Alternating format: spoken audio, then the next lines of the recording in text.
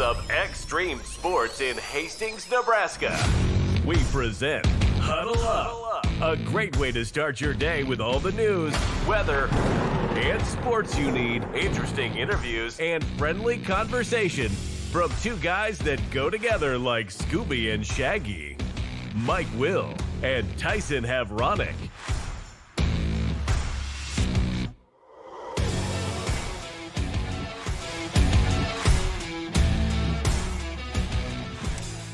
Well, good morning, everyone. Welcome to another edition of Huddle Up here on Extreme Sports, and welcome to a Tuesday, the 28th of July for 2026. Mike Will, Tyson Havronic, up and at 'em, ready to start your day the right way. All of your news, weather, and sports. A little friendly conversation as you get out the door here this morning. A lot on our plate to talk about. That's rare for a Tuesday, but there's a lot to talk about today. Nebraska volleyball will begin its 2026 season with the annual red-white scrimmage coming up on Sunday, August the 16th at 3 at PBA. Tickets are going to go on sale this week. We'll talk about that coming up. The Nebraska men's basketball team is coming to Central Nebraska this fall. Huskers are going to take on Kansas State in a preseason match in Grand Island at the new Big Iron Event Center, the recently renamed Big Iron Event Center. We'll talk about that coming up. I know how Tyson loves the preseason polls. We've got one for you today from the Cleveland Plain Dealer. It's the Big Ten Conference preseason football poll, and it could be a long year for Nebraska if these predictions hold true. We'll talk about that coming up. Nebraska Kearney's football team has been picked to finish 7th in the preseason MIAA polls. The baseball season is over now in the city of Hastings after Hastings-Johnson Imperial Homes lost in the consolation game, or I guess not the consolation game, but the elimination game, the junior state tournament out of Duncan Field last night. We'll talk about that. Grand Island Home Federal still alive in the seniors tournament in Kearney. I'm going to be talking some more Husker basketball for you this morning as Fred Hoiberg held a press gathering yesterday in Lincoln, giving us his thoughts on how the summer workouts are going for the Huskers. So, got all that and more is coming up today as you get up and get going as we welcome in the main man, Western Studios, Tyson Havronic. Good morning. Good morning. Yeah, all that and gaze into the crystal ball coming up a little bit later. We're going to be doing some futures play, how you're going to spread your money around in the Big 12 this season. And for those that are good friends of mine, they may have already had a little insight this weekend as to where I'm going to go. I was trying to sneak a few of my friends to get them to go 50-50 with me on a few plays in the Big 12, and they said nah. They weren't going to go long shot plays. So we'll unveil the long shot play coming up here in a little bit as well. But yeah, good morning. All right, where do we start? God, where do we start? Nebraska men's basketball. Let's go. It was announced yesterday Nebraska men's basketball is coming to Grand Island to play Kansas State. The matchup between the Huskers and the Cats will take place on Monday, October 26th at the Big Iron Event Center. Ticket information is going to be announced later on this summer. It's going to be the third preseason game for the Huskers this year. They're going to be hosting St. Louis on Friday, October 9th, and then travel to BYU on Friday, October the 16th. So you get 3 non-conference preseason type games that don't count, and then the non-conference season will start. Well, the remaining non-conference schedule is going to be announced later on this week, but that's the third of 3 games to be announced for Nebraska men's basketball. And it's going to be right here in our backyard at the Big Iron Event Center in Grand Island. So the Huskers and the Wildcats will be squaring off up in Grand Island for basketball. That's kind of a neat deal there. Yeah, I like what they've been doing. Volleyball kind of started this with the expedition matches, the preseason, if you will, just going out to different sites and different areas in Nebraska to try to bring the Huskers to really rule Nebraska. And they've been really successful in that, smaller venues, but big crowd energy. And It should be a lot of fun. I mean, Grand Island is licking their chops at the Nebraska men's basketball team coming into town. They know that's going to draw quite an interest from all over central Nebraska, so some tourism dollars affected there too. It's a big deal when the Huskers come to play, and it's going to be a big deal with K-State. I imagine that it will be sold out in relatively quick fashion and should be a fun show. Yeah, again, ticket information will be available this summer, and I'm with you. Tickets will go on sale, bam, just like that. They'll be gone. They'll be gone. So, my daughter called me yesterday and wanted to know if I was interested in going. I said, God, I don't even know what I'm doing tomorrow, not alone, Monday, October the 26th. I says, you're going to have to stand in line to get tickets. Mm-hmm. Then I came up with a bright idea. Maybe we could do our show. Maybe we could do our show standing in line. Monday morning at the box office? Yeah, at the Big Iron Event Center. Because there's going to be a line. Well, we could maybe do our show from just outside the ticket office of the Big Iron Event Center. Talk with a Husker faithful, maybe trying to get in to get a. That's just a little I don't idea. hate it. Yeah, I don't hate it. I came up with that little Boy, idea. That makes us wake up super early, though. It does. We just got to get to Grand Island, sit out in the middle of the parking lot, hang out with Husker fans, tailgate. Yeah. I thought that'd be a good. I don't hate it. I like the idea. It's Monday, so it's a Monday. We don't have any activities. You shouldn't have. Generally, don't have any activities on a Monday. I don't know what my schedule looks like on October the 26th, but I'm going to put that on the back burner. So, anyway, if you'd like to chime in with us, you can. A lot of things to talk about today. 402-834-1330. 402-834-1330. That's the Hamilton Telecommunications fan line. If you'd like to leave us a message on the social media sites, we're monitoring those comments as well. Oh, by the way, do you still have your blinking red light on your phone? Oh, yeah. Yeah. Yeah, we were trying to figure that out last week. I think someone has left us a message on our studio lines, and it's the first message that we have received on these telephones in the 3 years we've been doing this show, and you or I cannot figure out how in the hell they get the message out of there. Either that or the system updated, and it's just telling us that it's been updated. It's like a notification. No, I see it right there on my screen. I say I have one message. I have one message on my phone, and it's driving me crazy because the light is blinking red. IT man, please give him a call today. We got to figure out. Not on the phone, though. Yeah, don't leave a message on the phone because then it'll be blinking more often. But outstanding. We'll figure that out. Bad news yesterday for Kansas City. The wife of Kansas City Chiefs offensive coordinator Eric Bieniemy was allegedly shot by the couple's son Sunday night at the family's home in Virginia. Maya Bieniemy was hospitalized in stable condition. Police in Loudoun County, Virginia, confirmed that a woman was being treated for serious injuries from multiple gunshot wounds, but did not disclose her identity. Elijah Bieniemy, who's 27, was arrested and charged with malicious wounding, use of a firearm in commission of a felony, and discharge of a firearm inside of a dwelling. He's being held without bond. Eric Bieniemy left the Chiefs training camp and was not in attendance for Monday's practice. He was with the Chiefs on Sunday in St. Joe, Missouri, at the campus at Missouri Western State for their second practice of training camp.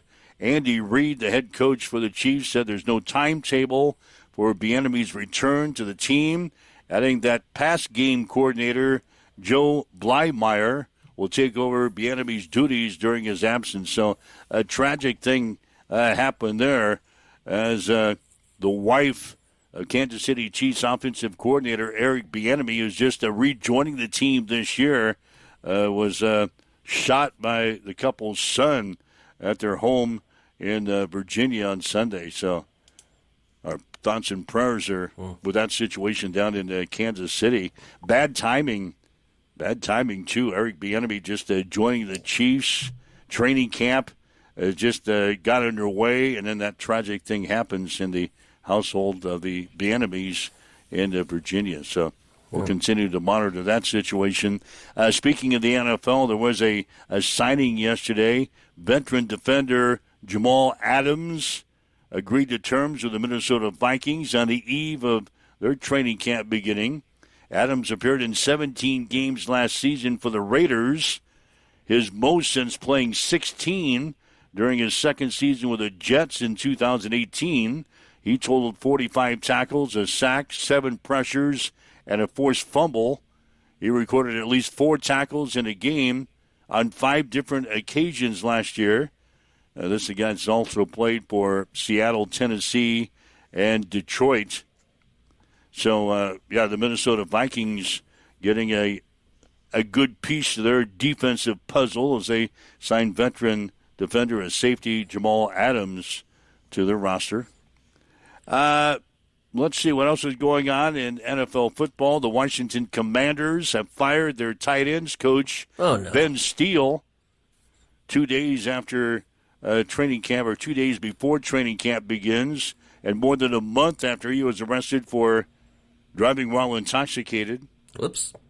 Steele was officially fired for violation of team policy. Washington hired Steele during the offseason. He was the Arizona Cardinals. He was on the Arizona Cardinals staff for the past 3 years. Washington hired him during the offseason, and hell, he don't even make it to training camp as he was fired for driving while intoxicated, a violation of team rules, so they axed him. Speaking of Steele, did you see the Bills drop their new uniforms yesterday? God, I missed that. You missed it? Oh, they're sharp. Why? What's with the Buffalo Bills uniform? Oh, they just they dropped some alternates for the upcoming year. Last year they did the Blizzard white or the Frost white ones, and now they've kind of changed it, trying to attach on to the moniker of the city, like it's a hardworking blue collar city. So they're completely gray steel jerseys, gray pants, gray top. They got a blue collar on it, some outline in blue. But then the helmets are pretty sick. They went away from the traditional bison or buffalo that you see, and they just took the red stripe that goes across, and they just blew it up and made it bigger, and so it's just a red stripe across the helmet. And they look really sharp. I know a lot of people have been dogging them, basically because they don't like buffalo, or maybe they just want to, pick a fight with me or rub salt in the wound or whatever it is. But no, they look tight. I'm excited for them. No Buffalo Bill on the side of the helmet anymore? Just the red stripe. But that's, again, just an alternate jersey. They'll still wear some of their traditionals. So, dropping some new threads. The streak is over in Major League Baseball. Miami overcame a 2-run ninth-inning deficit in the ninth inning to beat division rival Philadelphia 8-7 last night. To snap a 12-game losing streak, the longest such stretch in franchise history. The Marlins became the first team since the 2002 Devil Rays to snap a losing streak of 12 or more games after trailing by 2 or more runs entering the ninth inning. Miami is also the first team with a walk-off win to snap a losing streak of 12-plus games since the 2006 Pittsburgh Pirates. It's the Marlins' first win since beating Seattle at home on July the 9th. So if you'd like to follow streaks in baseball, we had one last week. On the other side of the coin is, Boston?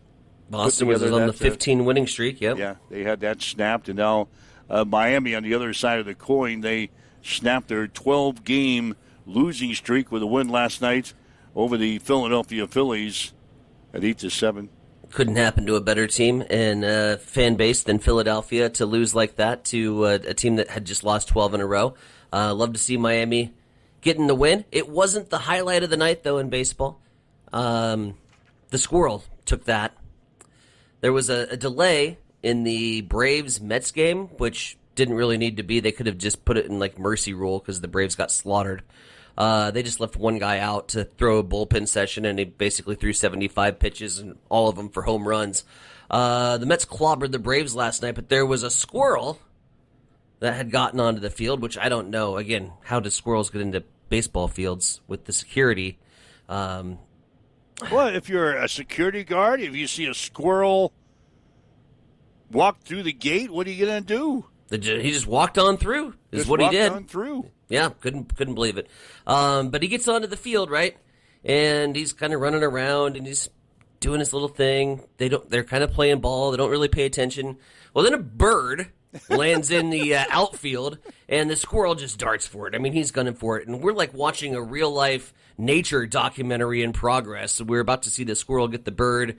Well, then the grounds crew comes in, and full credit to the Mets broadcast booth as they understood the assignment, unlike MLB beginning, and completely was doing play-by-play of the squirrel and being chased, like the entire grounds crew.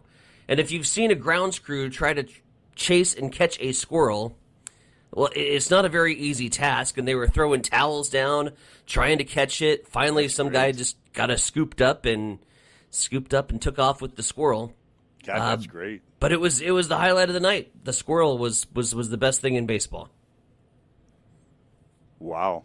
I did notice the Chicago Cubs beat your St. Louis Cardinals last night. I thought that would draw some comments. Honestly, I didn't get to watch it. It was rain delayed, and they started at like 8:35. Yeah. 8:35 for a 3-hour base. I'm sorry, that's not going to work. I was in bed. Yeah, Cubbies won over St. Louis last night by a score of 7-3. Let's see what else is going on. Libby. Got an NBA note here. The Denver Nuggets have matched the Oklahoma City Thunder's fully guaranteed 2-year, $12 million offer sheet to Spencer Jones, retaining the key forward in restricted free agency. Jones was a key contributor for the Nuggets last season, shooting an NBA best 69.2% from three-point range during the playoffs. He averaged 5.5 points, 3.5 rebounds, 64 games, including 37 starts during the 2025-2026 season. So they matched this guy. Mm-hmm. By matching Jones's sheet, the Nuggets' projected tax penalty will increase by $32 million, nearly doubling the tax penalty from $36 to $68 million. They are entering the second apron for the first time under the current collective bargaining agreement. The NBA kind of has a different system than the NFL for the salary cap. You can go over the certain price, but you have to pay a penalty. And by signing this latest deal with Spencer Jones, their tax penalty is going to go from $36 to $68 million. In fact, Denver is the only NBA team now that is in that second apron, so to speak, for a tax penalty. So they must like this guy. He averaged 5.5 points and 3.3 rebounds in 64 games during the 2025-2026 season, but all of a sudden he's worth $12 million over 2 years, and it's going to cost the team a buttload of money for the tax penalty. So anyway, that's what's going on in Denver. There you go. Yeah. North Carolina football Come on, has got some problems. Their general manager, Michael Lombardi, a top aide to head coach Bill Belichick, has been placed on administrative leave by the university. Lombardi's leave is effective immediately. University did not say why he was placed on leave, didn't disclose any details. The Tar Heels will open their second season under Bill Belichick in just under 5 weeks on August the 29th against TCU in Dublin, Ireland. The school's decision stems from a human resources complaint filed by a former UNC front office employee, according to a source with ESPN. There's a pending investigation into the matter, and now Bill Belichick loses his general manager, at least for a while. General manager Michael Lombardi has been placed on administrative leave as Bill Belichick gets his team ready for his second season as the head coach of the Tar Heels. Tisk, tisk. Still weird to me that college football has general managers now. Yeah. The Like structure of the whole thing is more it's a position that's going to take a while to sink in. It's more of a business approach now, isn't it? Mm-hmm. Well, you got to. NIL deals going on. You got pay players now.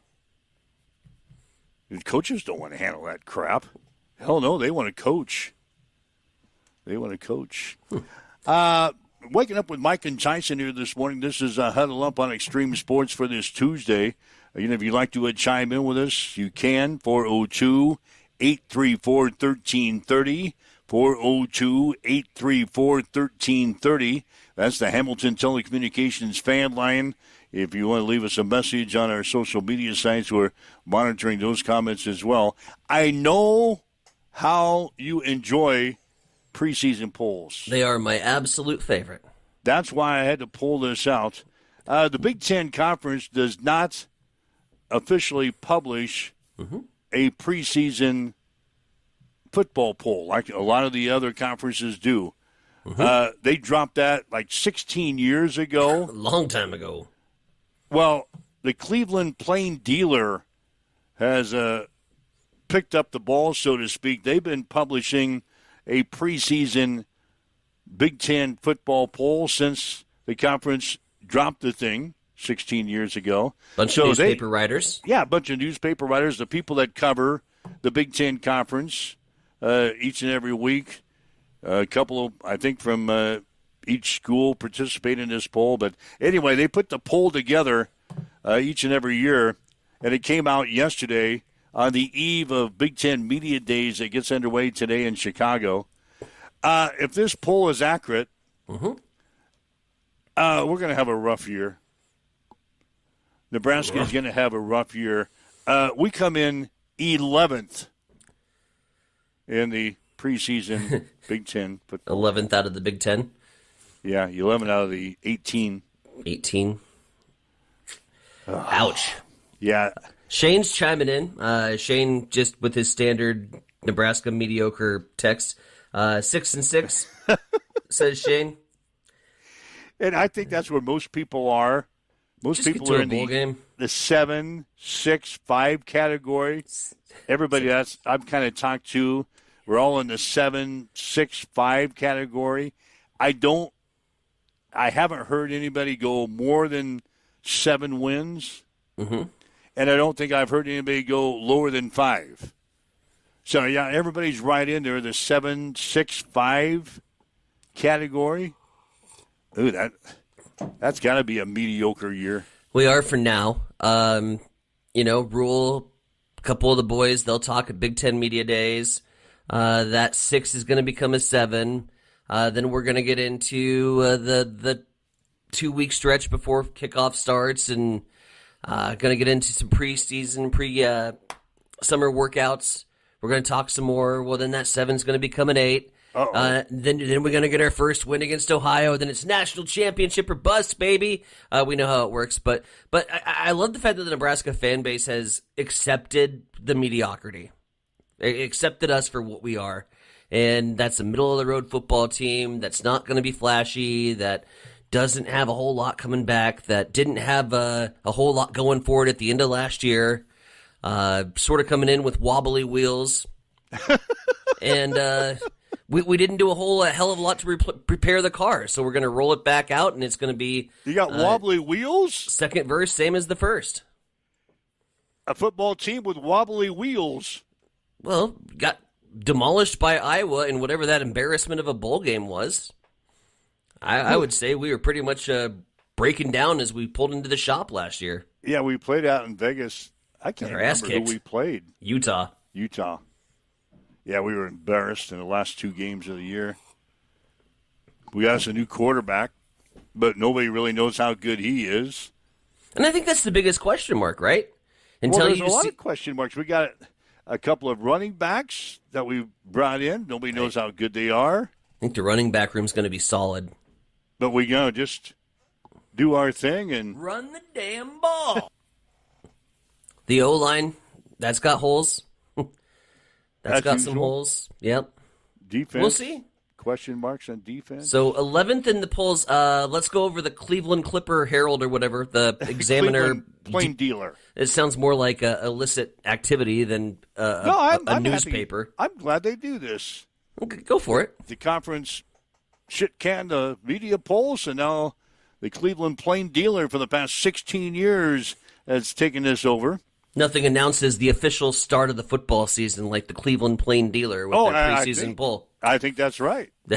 I think that's right because the Big Ten Media Day starts today. Dive in, my good man. Ohio State first.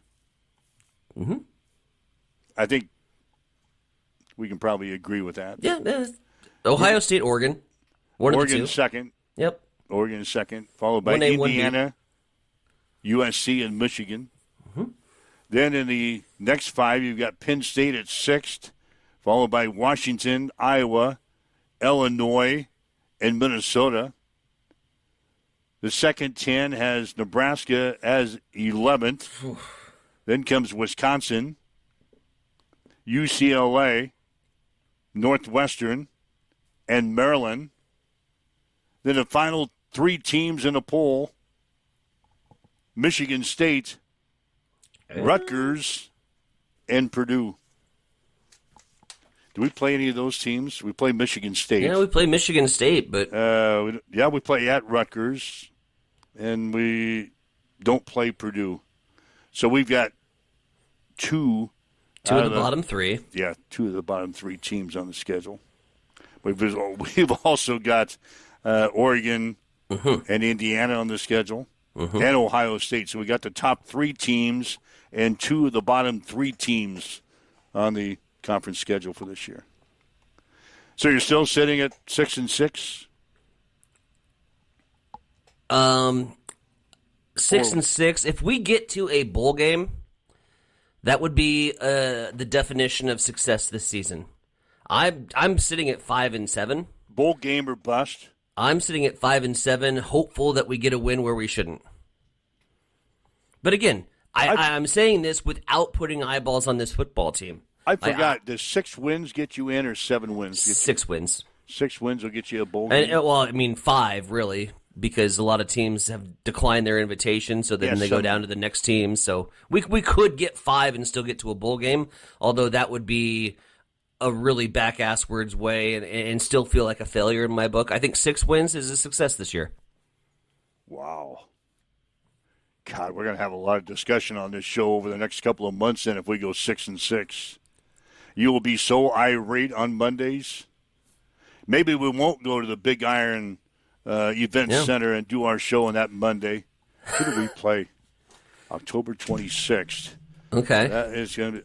Hey, that might work. You got it pulled out? Yeah, we don't have a game that weekend. Nebraska does not play that weekend. Well, that would be even better if we had a game, because then we could break it down. I know, but we'll be at the... I want to be at the Big Iron Event Center, maybe do our show, and we won't have to go off on Nebraska football because we don't have a game that week. It's looking... Or would that be even worse because we don't have a game, so if we lose the week before, then it's like... that just continues to pile on and the frustration builds. I don't know. We're going to be out with a bunch of Husker fans. Well, that doesn't matter. Like we're Husker fans. Yeah. They're Husker fans. We can talk about Huskers and not go to blow. Oh, God. I'm a very... Well, if we're going to have a hangover, it's after the Oregon game then. We might not even do the show that Monday. At Oregon on the 17th. 77. Oh, God, don't say that. I got some comments coming in. What about a loss where they should win? Shane's talking about that. It could be right out of the gate, Mike. It could be right out of the gate with Ohio. Don't say that. It could. Ohio's got a good defense. They're going to be well prepared. Coach speak, and we're going to come out with a lot of anxiety and energy and probably make a few stupid mistakes. Hopefully Ohio makes a few stupid mistakes. We could lose that game right out of the gate. I'm not saying it's not a possibility. I've seen us do it. Bowling Green, North Dakota. I think Michigan State. Those are safe. Maryland. Michigan State is I have that game 50-50 right now with the Spartans because I think the Spartans are going to be vastly improved. They're in the bottom tier of the Cleveland Plain Dealer poll. That's why I don't like polls. Michigan State, Rutgers, and Purdue. I say we win our first 5. Yeah, I'm going to say. I'm going to say we're going to win our first 5. We will lose one of the first 5. So we'll be 5-0, 4-1, and then I don't see a lot of hope the rest of the way. That's why I'm going to be sitting at 6-6. I think typical Nebraska season where we start off strong and we Matt Rule in November, dude. So again, I'm going to go win the first 5, and then in November I'm going to take a Husker win at Rutgers. That would get me to 6. Mm-hmm. And I throw in a possibility at Illinois. Mm-mm. That would be a 7-5 season, and that would be a great year. And that's as best as I'm going to give you. That's as best as I'm going to give you at 7-5. I say we win our first 5 games, and then we sneak in a win at Rutgers on November the 14th and lose down the stretch to Indiana, at Oregon, at home against Washington, at Illinois. I'm going to give a 50-50. We're going to lose at home to Ohio State, and we're going to lose at Iowa. Well, that would get us to 6-6, 7-5 if they can pull an upset at Illinois. See, the Illinois game is Friday night in Illinois, and we historically play like shit on Friday nights, so that's a loss. So I'm going to go 4-1 in the first 5, and hopefully we pick up a win against somebody we shouldn't to get to 6. God, who's that going to be? Are you going to go 4-1? I got Michigan State as probably the one we don't win. Right, that's the one we should win that we don't win, so we go 5-7. I was going to say, you got 4-1, so we're going to pick up 2 wins. Same schedule as you. We're just going to get to 5. So that's where I'm going with 5 because I have the Michigan State as a 50-50 game. All right. So there you go. Those are your early predictions. From the Cleveland Plain Dealer and from Extreme Sports. Oh, God. 7:32. You want to do a lot going on here today. We still got Fred Hoiberg talking some Nebraska basketball here in just a couple of minutes. But 7:32, what's going on in news today? Yeah, a lot of election news to get to today. First of all, in the courts now, a former Democratic U.S. Senate candidate is suing the Nebraska Democratic Party after nominee Sidney Burbank withdrew from the race to support independent Dan Osborne. William Forbes argues that voters will be disenfranchised if Democrats don't replace their party's nominee on the November ballot. A Lancaster County judge is scheduled to hear the case next week. New court filings show that 116 overseas voters are registered under a Nebraska law being challenged by the Republican National Committee. State election officials say that just 6 of those 116 voters actually cast their ballot in the May primary election. The law that is being argued allows U.S. citizens who have never lived in Nebraska to register if a parent is a registered Nebraska voter. The RNC argues that law violates the state constitution. A hearing on the case is scheduled for August 6th. 7:34, we'll head back over to the East Side Studios. Mike, what's the haps in sports? Well, sports today brought to you by Bamboo Mind and Body Spa of Hastings and Blue Hill. Before you hit the field or recover afterward, visit Bamboo Mind and Body Spa. Nebraska volleyball will begin its 2026 season with the annual Red-White scrimmage on Sunday, August 16th at 3 at Pinnacle Bank Arena. Tickets for the scrimmage, along with the Huskers' regular season match with Creighton on September 16th at PBA, will go on sale to the general public on Thursday. The Nebraska County football team has been picked to finish 7th in the preseason MIAA polls.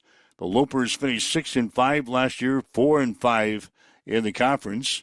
Pittsburgh State is on top in the coaches poll, followed by Northwest Missouri, Central Missouri, Fort Hays State, and Central Missouri. Northwest Missouri is first in the media poll, followed by Pittsburgh State, Central Oklahoma, Central Missouri, and Fort Hays State. Season is over for Hastings baseball. Hastings Johnson Imperial Homes lost to Lincoln East Duncan Aviation 16-0 last night in the elimination game of the Class A Junior State Tournament out at Duncan Field. Hastings pitchers walked 7 batters and hit 2 in a 3-inning game. Hastings was also out-hit 7-1. JIH ends the season 13-21. In the other games, Lincoln Southwest beat Omaha Creighton Prep 14-6. Bennington defeated Papillion La Vista 11-3. Today, Creighton Prep will play Bennington at 4, followed by Lincoln Southwest against Lincoln East at 7. In the Class A Senior State Tournament in Kearney yesterday, Grand Island Home Fed will beat Papillion La Vista 6-3. Lincoln Standing Bears shut out Elkhorn South 10-0. And Creighton Prep beat Lincoln North Star 13-2. Today, Grand Island will play Lincoln North Star at 4, followed by Creighton Prep against Standing Bear at 7. In the Class A State Tournament in Elkhorn, Elkhorn North beat Omaha Westside 7-3. Bennington defeated Millard South 12-8. And Lincoln East shut out Omaha Westview 5-0. Today, Westview will play Elkhorn North at 5, followed by Lincoln East against Bennington at 8. At the C5 Seniors Tournament in St. Paul, Ord beat Shelby Rising City Osceola 8-7 last night. They'll play St. Paul in the championship game today at 4. At the C6 Tournament in Loomis, Loomis beat Sutton 4-1 last night. They'll play Centura for the championship at 5 o'clock this afternoon. To check on your sports headlines at 7:37 on Extreme Sports. It's time for a morning weather update on Extreme Sports with Chief Meteorologist Tim Jones. As the area showers and storms from overnight move out of the area Tuesday morning, the sunshine will return and will heat back up into the low 90s today. But that stretch of very hot weather has moved out, and that'll leave us with temperatures the rest of the week in the 80s and even some periodic thunderstorm chances throughout the rest of the week as well. Tonight we'll have another chance of area storms, a low of 70 degrees, 88 on Wednesday, with an outside chance of late afternoon and evening showers and storms that'll carry into the overnight hours as well. We've got 75 degrees. It is partly sunny in Hastings as you wake up and get going. You're listening to Huddle Up on Extreme Sports. Accessible and affordable holistic care is just around the corner at Bamboo Spa and Wellness Center. Located at 208 South Burlington Avenue, Suite 101 in Hastings. At Bamboo Spa, we offer a range of therapies to help you unwind and recharge. Experience soothing massages, rejuvenating head spa scalp treatments, and our Advanced Glow 2 facials. Discover the healing power of ozone therapy and frequency healing. Become a member for exclusive 24-hour access to our therapeutic amenities, including the infrared sauna, hydro massage, and cryo lounge. Members enjoy 20% off all services and 10% off products in our non-toxic retail shop. Visit our Facebook page to learn more and book your appointment today. Bamboo Spa and Wellness Center, truly holistic care, designed for you.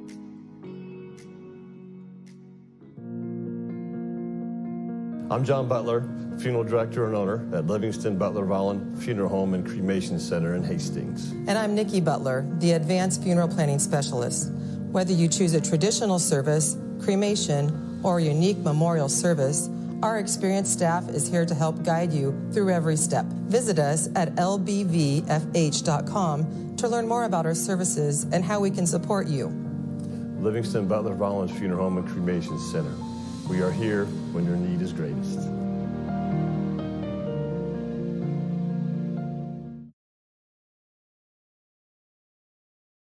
Hamilton has been providing IT solutions for businesses across the state of Nebraska for more than 3 decades.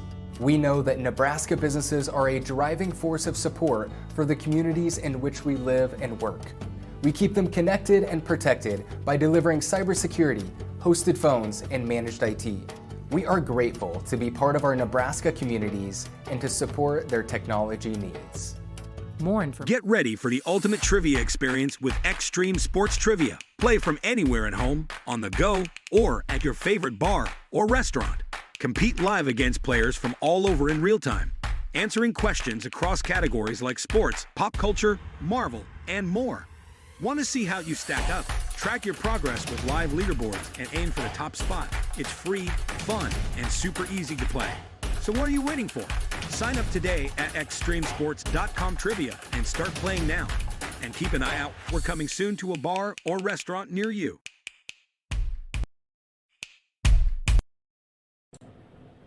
All right, Mike Will, Tyson Bronick with you on this Tuesday, Huddle Up on Extreme Sports. Need to remind you, get ready for one of the biggest racing weekends of the year at Cam Raceway in Hastings this weekend, this Friday and Saturday. It's the Deb Brunts Memorial Race featuring the Now 600 National Series. Drivers from all across the nation will battle wheel to wheel in 2 nights of incredible racing action. Hot laps each night will be at 7. The green flag will drop at 8. Bring the family, grab your seat, experience the speed, the excitement, and the adrenaline you can only find at Cam Raceway. Don't miss the Deb Brunts Memorial Race coming up this Friday and Saturday in Hastings. It's all at Cam Raceway, just east of Hastings on J Street. There you go. Comment cleanup time here on the show. Ryan chiming in on the YouTube page today with the update from the TBT. The JHX Hoops, which is the Kansas alumni team, takes down little brother Wichita State on to face Kentucky alumni in the semifinal. Frank Mason gets the Elam ending with a logo three-pointer shot. OMG, he says. And then Amber letting us know that our Monday plan could be in peril as the Chiefs do play on Sunday night, so that would be a really early Monday morning. Chiefs play the Seahawks, make for a tired Monday to stand in line, to which Russ counters with Chiefs who? Oh, jeez. And the comment section is cleaned up. Last night I had baseball. Hastings Johnson Imperial Homes losing last night to Lincoln East Duncan Aviation, 16-0. Ouch. It was a simple case. I go back at it. What have I been preaching all season long? Just throw strikes. Just throw strikes. Spraying out of pitchers, or? We walked 7 batters, hit 2 other ones. Ouch. So that's 9 free passes. And then we got out hit 7-1 last night by Lincoln East. And the game was over in 3 innings. I think that's my first 3-inning game of the year. There's a 15-run rule after 3 innings and 10 runs after 5. My first 16-0 loss last night, and it occurred in the last game of the season. Typically don't see it at the state tournament. No, we just had a tough time throwing strikes. That's all I ask as a pitcher. If you're a little kid growing up to be a pitcher, all I ask. It's been across the board. I mean, it has. It's been at the high school level. It's been at the college level. We've seen it at the college prep level with the intercollegiate summer league that we've got going on with the Sodbusters this year.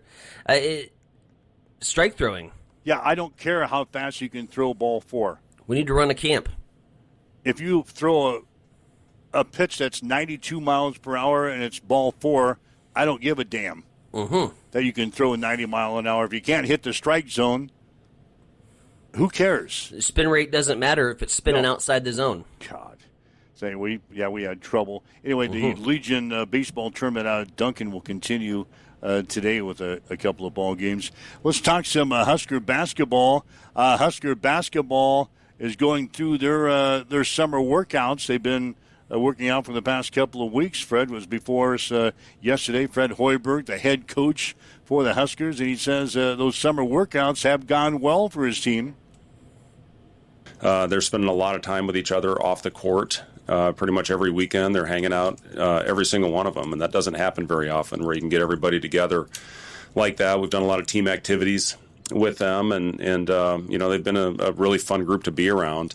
As far as on the court, we're making progress. We still have a long ways to go. It seems like every time I do these media sessions, it comes after a day where we turn the ball over 100 times. But I think our defense was pretty good today. If you looked at Friday, I thought our offense was way ahead of our defense, and then today it was flipped and it was the opposite. So, I guess my point: we're growing in both areas. We need to be more consistent, as I think all coaches would be in this position right now. But I really like the group. I like the vibe. I like how they come in. I'm still, figuring out the consistent leader of the group. But it's been a fun group to coach, and they're great kids. We haven't had any distractions with them to this point. And, we'll see what we got here. We got 5 workouts left. We're going to scrimmage next Monday. We had a scrimmage last week, and I thought it went pretty well for the first time being out there. You always learn a lot about yourselves. That was on Thursday. Friday, we had a really good cleanup day, and then got back in the gym today, and I thought we were real sloppy. So, it's I'll say this: it's been a lot of fun to be around them. And the coach says that Cole Jacobson has emerged as a vocal leader for the team. Yeah, Cale's done a really nice job, as expected. He's really, been a leader by example, I think, the last couple of years, and I think shown that you can still have a tremendous impact on the team, maybe even if you don't have a huge role. And then last year, he was it was really good to see Cale in a role where he was a fixture in our rotation and helped us win a lot of games. I thought he was really good for us all season, and now that you lose Sam, you lose Rink, you lose Jamarcus, you lose Kendall and Jared. I think he's done a really good job of being a consistent voice on the floor. I've talked about Bowden being a vocal leader. I think he does set the tone every day with his voice. Price is definitely taking a step in the right direction with it. It's nice having Connor back on the floor. With Trev and Taj coming in and playing a lot of one, it's important for those guys to use their voice. I would say overall it's a little quieter group than it was a year ago. Not to say that it's a bad group of guys or anything, but it definitely has been a little bit quieter in our gym. So we're constantly talking about that in our culture meetings, and hopefully we continue to make progress. We're better now than we were a couple weeks ago, but we still have room to grow in that area. But it's not a defiant group at all. I've had defiant groups in the past at different stops and different coaching places, but this group has really been, keyed in on learning the system and getting better and growing. But I'd still like to see that gym be a little noisier. I think I said Cole Jacobson, I bet Cale Jacobson. But anyway, the coach says establishing leadership roles is an important part of the puzzle at this point of the season. Well, you better be able to do it now. It's you can't all of a sudden start doing it when the lights turn on. And it again, believe me, we talk about it every culture meeting we have every day after practice. We talk about it, and again, we're pretty good right now when things are going well. It's when the adversity hits. It's when things get tough. That's the true measure of what your group is all about, and you can't be labeled front runners. And I don't think this group is. And again, we are getting better. Maybe I'm just a little pissed off because we turned the ball over 100 times today. But it's I do think we're getting better as a team. There's no doubt about it. And the coach says that Braden Frager has improved his defensive play. He's definitely grown in that area on the defensive end, and he's rebounding the ball well right now. He's got that athleticism and explosiveness that we don't have a lot of on this roster, and we're going to need him. He's going to have to step up in that area. Again, you lose 3 guys that had a big impact on our defense with Sam, Jamarcus, and Rink. And somebody's got to make up for that. And we have challenged Braden and talked to Braden a lot about it. And he's definitely a better defensive player than he was a year ago. Again, listening to comments from Fred Hoiberg as the Huskers continue their summer workouts in Lincoln. Hoiberg says he's tweaking his system to match the players that he's got this year on the roster. Really, what I'm trying to do right now is teach them how to play. We've just tip of the iceberg on the system and the different plays and the sets that we run. It's really just trying to teach them how to play and playing out a flow. We've called very few plays to this point. It's almost, let them figure it out, correct it, watch film, and get better from it. So I do like our movement. It is a little bit more random, I would say. Rink was so good at being the trigger man in the trail spot. BK certainly had his moments in that area as well. But, we've got the 5 a little bit all over the floor right now as opposed to just coming down in the trail. And, it's going to take a lot more reps than what we get right now. But I like some of the things that I've seen. One of the guys that has stood out in the summer workout so far is Trevin Linhart. He's the big 6'6" redshirt senior that we got in from Utah Valley. Yeah, he's an elite passer. That's one thing I've really been impressed with Trev, and we saw that. But when you play against, I guess, bigger, more athletic players, how is that going to translate? But I think it was last week he had a couple-week stretch rate of 20-3 assist-to-turnover ratio, and I think his team in the scrimmage was 27-7 assist-to-turnover. So he's really on time, on target, simple plays, gets the ball into the pocket. And when we do that, we have very efficient offense. So I've been really impressed with that. And then defensively, he's doing a great job getting his hands on the basketball, getting deflections. He and Taj, I think, are 2 of the highest that we've had as far as deflections. And Kale and Jacob has been good in that area as well. But, Trev's, he's always in the right spot. He's a very smart, high IQ player. And what about that preseason trip to Grand Island? Yeah, I'm excited about that, to get an opportunity to play in front of our fans. A lot of them that maybe don't get the opportunity to get to Lincoln, to get to Central Nebraska and play in front of some really passionate Husker fans will be a lot of fun. And, to play against Casey's teams, I think the world of him. And, we steal a lot of their stuff. They run great offense. Obviously Sam Orm playing for Casey. And I've seen him at a couple tournaments, AAU events over the course of the summer, and I know both of us are excited because you're going to play against a high-quality opponent. And again, our fans will get an opportunity to see us in a little bit different setting. So, yeah, it's a good opportunity for our basketball team in a lot of ways. And the Huskers had a successful season a year ago, advanced in the NCAA basketball tournament. But the coach says you can't compare this year's team to last year's team just yet. One thing I do talk about with last year's team is just how we were able to play through tough stretches. That was the thing that really stood out about last year's group. And, some of the guys that were here, even the guys that maybe didn't have a huge role in the rotation, were unbelievable to help us with our team chemistry. So those are some of the things that we will talk about as far as last year's team, but it's a completely new group. It's a new identity. We certainly have our staples that we've done within our system in the program, but it's a whole new group of guys. Obviously Evan Price and Connor and Leo and and Kale and all the guys that were here a year ago, Braden. Having those guys back that can talk a little bit about some of the things I think that made last year's group special. But there's a lot of new faces here, so yes, we talk about some of the things I think that made that group what it was. But you got to be a little bit careful in that. All right, there he is, Fred Hoiberg, the head coach for the Nebraska men's basketball team, as the Huskers continue their summer workouts in Lincoln. I think they've got 5 left, 5 more workouts, and then they'll take a little break, and then they'll come back for their preseason workouts.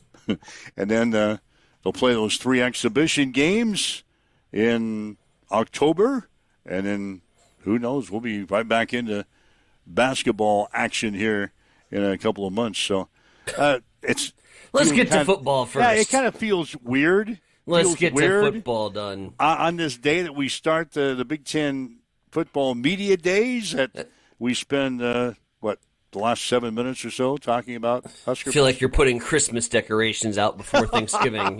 Come on. One sport at a time here. Jeez. Speaking of football, you want to get your crystal ball out before we go to break? That's right. Yeah. That's right. Big 12? We are rolling along here today. Where's my news and notes for the Big 12? All right. We're doing this week, giving us predictions on 4 major conferences. What did we have yesterday? We had the ACC. Today we got the Big 12. I think, if you're going to let me start, I think it's a 2-team race in the Big 12 between BYU and Texas Tech. Mm-hmm. Those would be my choices for the top spot. My contenders, In the Big 12 conference this year, I'm going to throw Kansas State in there. New coach. But a physical, disciplined team usually rarely beat themselves. They have a chance to maybe contend. If their quarterback play is above average, Avery, they might be able to make some noise. I like Arizona State. Hey, look at you. As a possible sleeper. I like Baylor. Ugh. I don't know why.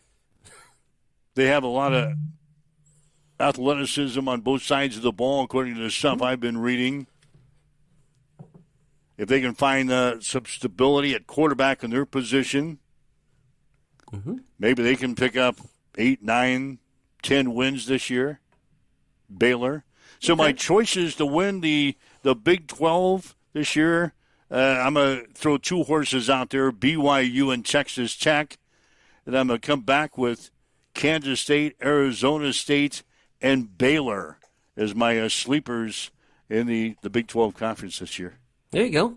I like BYU as the favorite. I'm sleeping on Texas Tech. I know a lot of people are putting their money where that team is going to repeat as champs. I just don't see it.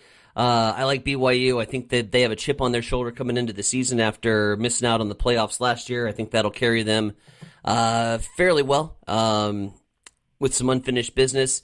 Utah kicked the dog crap out of us in the bowl game. They returned a lot of guys. New coach there at Utah, but don't be surprised if the Utes don't make a run towards the top. I would sprinkle a little money onto Utah, but I'm with you with Arizona State. I love them at the price point you're getting Arizona State for at $2,200. You have Kenny Dillingham, who has been more focused on player development, roster retention, than going out and hitting the portal and just bringing in guys. They're bringing back 2 really good receivers. They're going to throw the ball all over the field. But O'Marion Miller, Reed Harris is back.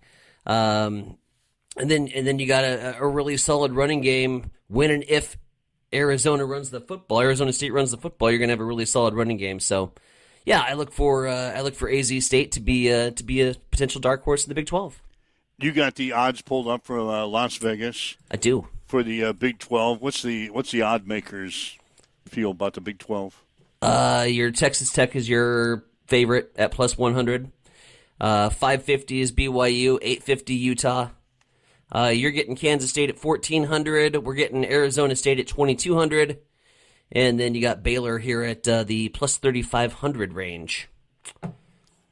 All right, so if you want to sprinkle some money around in the Big 12 Conference, those are the teams to look to. None of us went Dion. No. None of us went Prime. And neither does Vegas. Vegas has Colorado at 100,000. So 100,000 to 1? Yep. 100,000? 10,000. 10,000. I was going to say. I missed his decimal. Well, even at 10,000. Right. Long shot. Yeah, so if you want a long shot, Colorado. Ew. No, I can't even. I couldn't bet Colorado. I wouldn't be able to sleep. Well, I wouldn't be able to put $10 on them. No. So, anyway, it looks like the Big 12, BYU, Texas Tech are the choices there. Waking Up with Mike and Tyson, 7:58 on Extreme Sports. We'll be back after this. Accessible and affordable holistic care is just around the corner at Bamboo Spa and Wellness Center. Located at 208 South Burlington Avenue, Suite 101 in Hastings. At Bamboo Spa, we offer a range of therapies to help you unwind and recharge. Experience soothing massages, rejuvenating head spa scalp treatments, and our Advanced Glow 2 facials. Discover the healing power of ozone therapy and frequency healing. Become a member for exclusive 24-hour access to our therapeutic amenities, including the infrared sauna, hydro massage, and cryo lounge. Members enjoy 20% off all services and 10% off products in our non-toxic retail shop. Visit our Facebook page to learn more and book your appointment today. Bamboo Spa and Wellness Center, truly holistic care, designed for you. Connet Auto Care is the trusted name in automotive repair and maintenance services in Hastings. We're a gold-certified Napa Auto Care Center. Our ASE-certified technicians have the Blue Seal of Excellence, receive continuous training, and are committed to providing the best service your vehicle can get.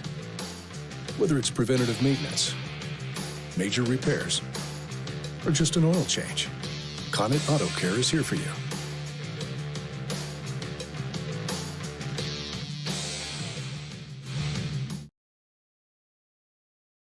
Mike Will and Tyson are brought to you to Huddle Up on Extreme Sports. Again, because of all of our content today, missed that last news break, but season is over for Hastings baseball. Johnson Imperial Homes losing to Lincoln East Duncan Aviation 16-0 last night. Grand Island Home Federal, they're still alive in the Class A Seniors Tournament. They beat Papillion La Vista yesterday 6-3. Grand Island plays Lincoln North Star at 4 this afternoon. Nebraska football picked 11th in the Cleveland Plain Dealer preseason football media poll that was released yesterday. Nebraska men's basketball coming to Grand Island to play Kansas State in a preseason game. That's going to be on October the 26th at the Big Iron Event Center. And Nebraska volleyball has scheduled their red-white scrimmage for Sunday, August the 16th. It'll start at 3 at Pinnacle Bank Arena in Lincoln. We had the Big 12 predictions today. Who do we got tomorrow? What conference? SEC. Save the Big 10 till Thursday. Yeah, we'll save that till Thursday. We'll go to the SEC. SEC tomorrow. Going to start hearing some comments from Big 10 Media Days in Chicago. We'll get to Who's up first today? Let's see. Tuesday schedule. Illinois, Iowa, Penn State, Rutgers, USC, and Wisconsin. Should probably get Iowa on. Hear what's going on in enemy camp. Oh, God, you'll go off on me. Really? If we pull Iowa up on the first day. No, I think that's a good way to start. You'll go off on me. Iowa's our biggest rival, quote-unquote rival. Let's go ahead and see what's going on behind enemy lines. All right, I'll try to sneak in some effort that in. Iowa. Just don't ask for an autograph. Illinois, Iowa, Penn State, Rutgers, USC, and Wisconsin is on the slate today. You can watch all that stuff on the Big Ten Network. They'll be wall-to-wall. We'll try to pull off some Iowa stuff to listen to tomorrow on the show. And then we got the SEC for our football predictions. Heard from several of the coaches last week. Wonder if those are going to influence your predictions? Probably so. I'll put some effort into it today. So there you go. All right. If you'd like to listen to the show again, you can go to our social media sites, download the podcast, and listen to the show at your convenience today. I think we've pretty well covered everything. I still had a couple of news and notes that I can save for tomorrow. Yeah, it was a busy show for a Tuesday. It's not like a Tuesday show, but we'll get to all that stuff tomorrow morning, 7 o'clock. We'll do it all over again. Huddle up on Extreme Sports. Have yourself a great day. You've been listening to Huddle Up on Extreme Sports, Central Nebraska's new home for sports. Join us every weekday morning from 7